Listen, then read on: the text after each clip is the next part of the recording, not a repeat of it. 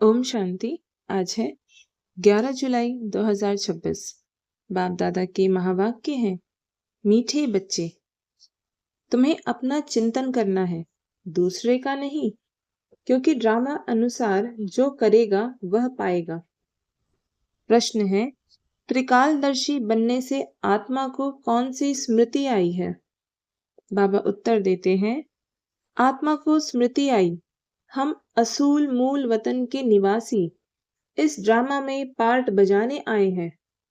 हमने मुख्य एक्टर बन 84 जन्मों का पार्ट बजाया।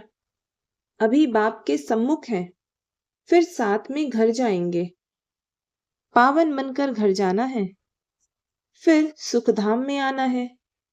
यह सारा खेल भारत पर ही बना हुआ है। यह सारी स्मृति त्रिकालदर्शी बनने से आ गई है। गीत बजा है, मरना तेरी गली में। ओम शांति। यह गीत किसने गाया? बच्चों ने। क्या कहते हैं बच्चे? बाबा, अभी तो आपके गले का ही हार बनना है, यह शरीर तो यहाँ ही छोड़ देना है। बच्चे जानते हैं शांति धाम व निर्वाण धाम में बाप और हम बच्चे आत्माएं रहते हैं। अब बाप घड़ी घड़ी कहते हैं, अपने को आत्मा निश्चय करो। तुम जानते हो हम आत्माएं बाप के साथ निर्वाण धाम में रहने वाले थे। फिर यह शरीर धारण कर 84 जन्मों का चक्र लगाया है। बच्चे जानते हैं हम बरोबर परम धाम के निवासी हैं। अब फिर बाबा आए हैं, तुम बैठे हो, देखते हो बाबा सामने बैठे हैं। यहाँ है लौकिक शरीर के संबंध। हम असूल आत्माएं थी, फिर लौकिक संबंध में सुख का और दुख का जीवन बताया।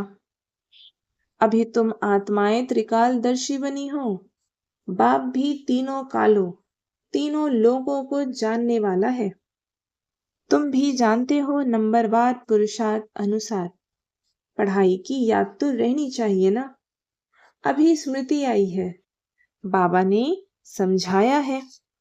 तुम मूल वतन में रहने वाले हो। अभी तुम बाप दादा द्वारा त्रिकालदर्शी बने हो।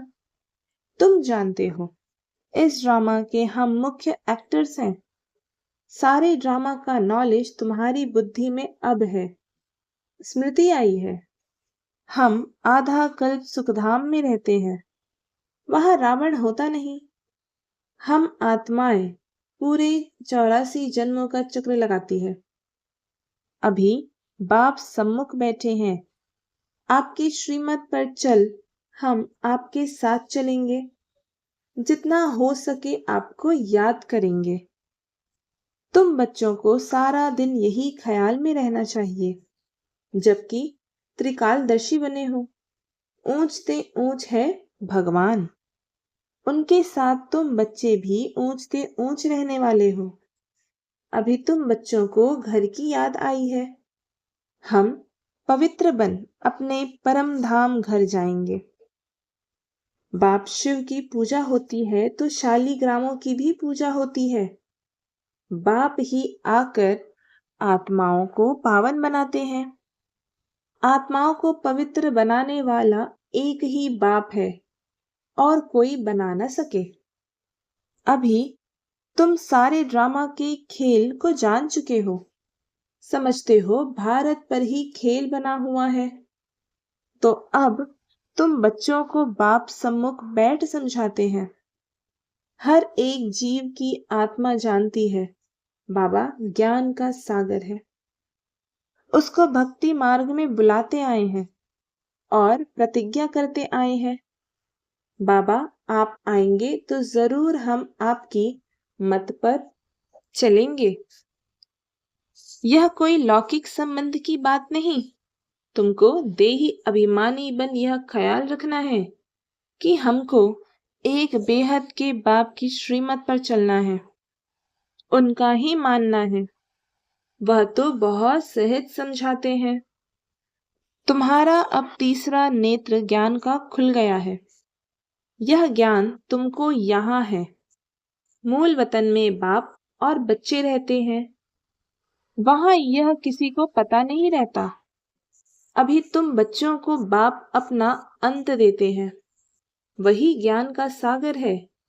और कोई सत्संगों में ऐसे नहीं कहेंगे कि बाबा हम आत्माओं को पढ़ाते हैं। यह तुम जानते हो। घड़ी घड़ी तुमको कहना पड़ता है, देही अभिमानी बनो। आत्मा इस ड्रामा में एक्टर है, पार्ट बजाती है। हम आत्मा ने चोला लिया है, वह एक्टर्स कपड़े बदलते हैं। तुम आत्माएं निराकारी दुनिया से यहाँ आकर यह शरीर रूपी चोला लेती हो। वह सिर्फ अपने कपड़े बदलते हैं।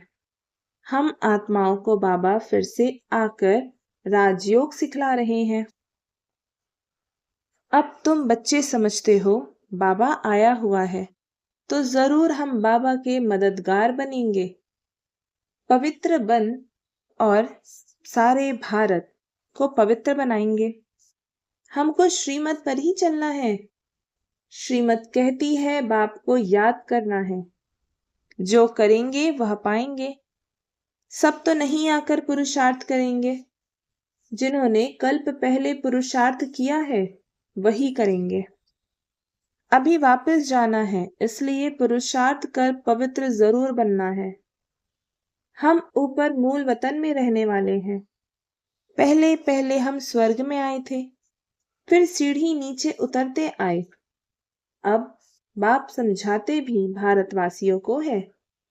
भारत में ही आते हैं, याद भी भारत में करते हैं कि आकर हमें पावन बनाओ।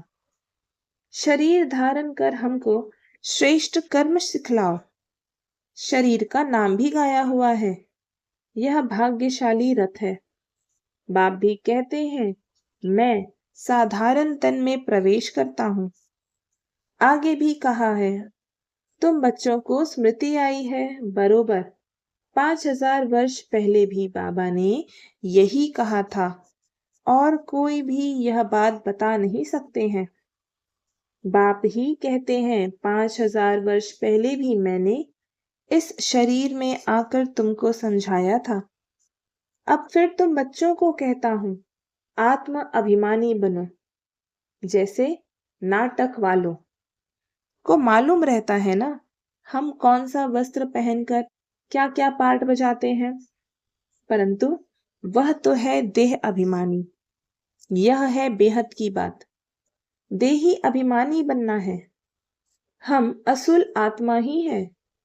अभी हमारा पार्ट पूरा होता है। बाप सम्मुख बैठ सब कुछ तुमको समझाते हैं। यह भूल नहीं जाना है माया कितने विघ्न डालती है। बाप समझाते हैं बच्चे तुमको कोई भी विकर्म नहीं करना है। मनसा तूफान भल बहुत आएंगे। अपनी परीक्षा लेनी है। हमारी कर्मेंद्रियां चलायमान तो नहीं होती हैं। हम काम को जीत सकते हैं। तुम्हारे लिए तो बहुत सहज है। हम आत्मा है, एक बाप के बच्चे हैं। बाप से ही योग लगाना है। कर्मेंद्रियों में चलायमानी होना यह भी देह अभिमान हुआ ना। तुमको कोई से भी डरना नहीं है, निर्भय बनना है। कभी भी कहाँ जाओ तो साक्षी हो देखना है। हम तो आत्मा है। इस खेल को तुम पूरा जान गए हो। ऊंचते ऊंच बाप है, यह बुद्धि में आया है। उनको बिंदी कहा जाता है। निराकारी दुनिया में आत्माओं का झाड़ है। बीज से झाड़ निकलता है, फिर नंबरवार पत्ते आते हैं। यह भी ऐसे है। ऊपर से नंबरवार आत्माएं आती है। आत्मा प्रवेश कैसे करती है, निकलती कैसे है, यह कोई देख ना सके।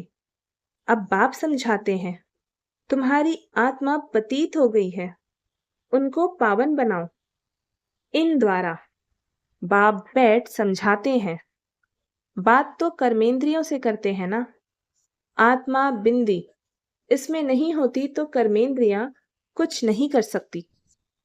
इतनी छोटी बिंदी कितनी पावरफुल है। उनमें सारी नॉलेज है। बाप ज्ञान का सागर है जो तुमको बैठ समझाते हैं। उनमें सारा ज्ञान है, यह भी उनका पाठ नूधा हुआ है। तुम्हारी आत्मा में भी 84 जन्मों का पाठ है। तुम दुख सुख का पाठ बजाते हो, दुख में बहुत तकलीफ लेते हो। बाप कहते हैं मैं तो पुनर्जन्म में आता नहीं हूँ। तुम 84 जन्म लेते हो, मैं तो नहीं लेता हूँ। मैं आकर तुम बच्चों को सहज युक्ति बताता हूँ कि मुझे याद करो तो पावन बनेंगे। आधा कल्प तुम कामचिता पर बैठ तमो प्रधान बने हो। आत्माओं से ही बाप बात करते हैं। आत्मा के ऑर्गन्स पहले छोटे होते हैं, फिर बड़े होते हैं। आत्मा तो छोटी बड़ी होती नहीं। आत्मा ही कहती है हे पतित पावन आओ। आत्मा बाप को पुकारती है।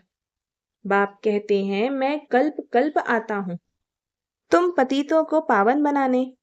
अभी तुम जानते हो आत्मा कैसे आती जाती है। मनुष्य बहुत माथा मारते हैं, देखें आत्मा कैसे निकलती है, परंतु किसी को पता नहीं पड़ता क्योंकि यह है अति सूक्ष्म। छोटी सी आत्मा में कितना पार्ट है। जैसे बीज में सारा ज्ञान है, वह तो बीज है जड़। बड़ का जड़ होता है, उसका बीज कितना छोटा, उनसे झाड़ कितना बड़ा लंबा निकलता है। कलकत्ते वाला बड़ का झाड़ कईयों ने देखा होगा, बहुत बड़ा झाड़ है। अब उनका फाउंडेशन सारा सड़ गया है, बाकी झाड़ खड़ा है। यह भी ऐसे है। देवता धर्म का फाउंडेशन है नहीं, झाड़ की भी अब जड़जड़ीभूत अवस्था है। यह भी तुम जानते हो। तब तो गवर्नमेंट को भी कहते हो कि हम इतने समय में दुनिया को पावन बनाकर दिखाएंगे। मनुष्य इन बातों को समझते नहीं। तुमको तो निश्चय है कि हम इस भारत को श्रेष्ठाचारी जरूर बनाएंगे। तब तो भ्रष्टाचारी दुनिया का विनाश होगा। यह जो चाहते हैं शांति हो जाए। आत्मा पार्ट बजाते बजाते थक गई है, इसलिए पुकारती है हे शांति देवा। यह थोड़ी समझते हैं आत्मा शांत स्वरूप है, परंतु यहाँ आत्मा को कर्मेंद्रियों द्वारा कर्म तो जरूर करना ही है। शांति दो कहते हैं, यह किसको पता नहीं है कि शांति धाम अलग है, सुख धाम अलग है। सुख धाम में बहुत थोड़े मनुष्य होते हैं, वह है ही पवित्र दुनिया। वहां शांति तो कोई मांगते नहीं। कर्म तो वहां भी करते हैं, परंतु वहां अशांति नहीं होती। जीवन मुक्ति धाम अथवा शांति धाम दोनों अलग है। सतयुग में जीव आत्माओं को सुख भी है तो शांति भी है। एवर हेल्दी वेल्दी रहते हैं। बाबा कहते हैं अभी तुम जानते हो स्वर्ग किसको कहते हैं। दुनिया में यह भी किसी को पता नहीं है कि स्वर्ग क्या है। यह लक्ष्मी नारायण बच्चे हैं ना, इन बच्चों को भी सुख किसने दिया। कोई तो सुख देने वाला है ना। क्या इन्हों का फिर राज्य आने वाला है। स्वर्ग जरूर फिर रिपीट होगा।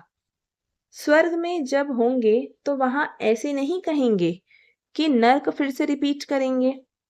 अभी कहते हो पवित्रता सुख शांति की नई दुनिया फिर से रिपीट होगी।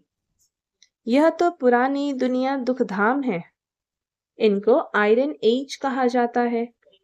नई दुनिया भी तो थी ना, उनको स्वर्ग कहते हैं।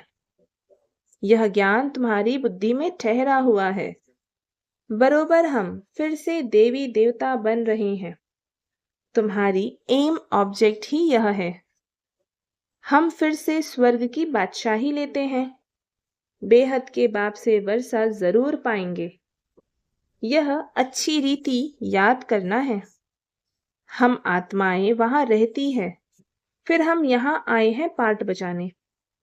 अब स्मृति मिली है 84 जन्म कैसे लेते हैं। बाप समझाते भी तुम ब्रह्मा मुख वंशावली ब्राह्मणों को है। ब्राह्मण बनने बिगर प्रजापिता ब्रह्मा का बच्चा बने बिगर शिव बाबा से वर्षा कैसे लेंगे। प्रजापिता ब्रह्मा तो मशहूर है ना। ब्रह्मा द्वारा नई दुनिया की स्थापना करते हैं, तो नई दुनिया का राज भी जरूर उन्हों को मिला होगा। 5000 वर्ष पहले भी ब्रह्मा द्वारा विष्णुपुरी की स्थापना की थी। अब फिर रिपीट होगा, उसके लिए तुम तैयारी कर रहे हो।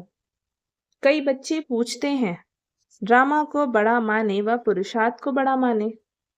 समझाया जाता है, पुरुषार्थ तो जरूर करना ही है। पुरुषार्थ बिगर प्रारब्ध कैसे मिलेगी? पूरा पुरुषार्थ करना है।